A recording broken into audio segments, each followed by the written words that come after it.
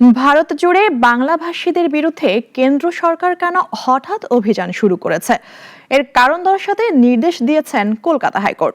সরকারের ভাষ্য, এরা বাংলাদেশি অবৈধ অভিবাসী। ডেস্ক রিপোর্টে বিস্তারিত। ভারতে হঠাৎ করেই বাংলাভাষীদের বিরুদ্ধে কেন্দ্রীয় সরকারের অভিযান নিয়ে এবার প্রশ্ন তুলেছে কলকাতা হাইকোর্ট।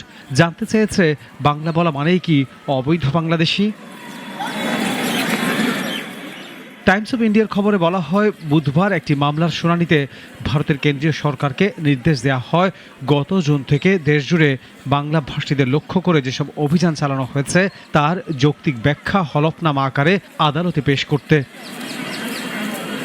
ওড়িশায় ৬ জন বাংলাভাষীকে অবৈধ বাংলাদেশীও আখ্যায়িত করে জোরপূর্বক বাংলাদেশে পাঠানোর অভিযোগ ওঠে।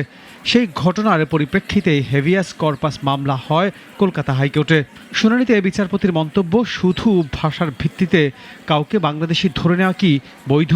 এই ধরনের অভিযান যদি পূর্ব পরিকল্পিত হয় তাহলে সেটা হতে পারে বেআইনি।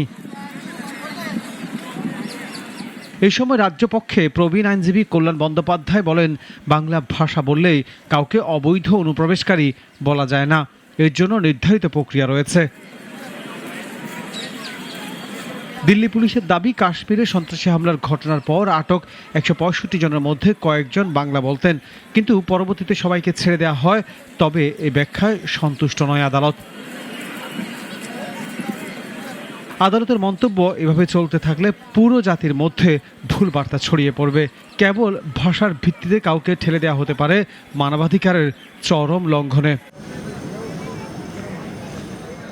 ভারতের বিচার ব্যবস্থার এমন মন্তব্য শুধু আইনি প্রশ্নই তোলে না, সামনে আনে ভাষা ও জাতিসত্তার স্বীকৃতি নিয়েও এক নতুন বিতর্ক। ডেস্ক রিপোর্ট, নাগরিক।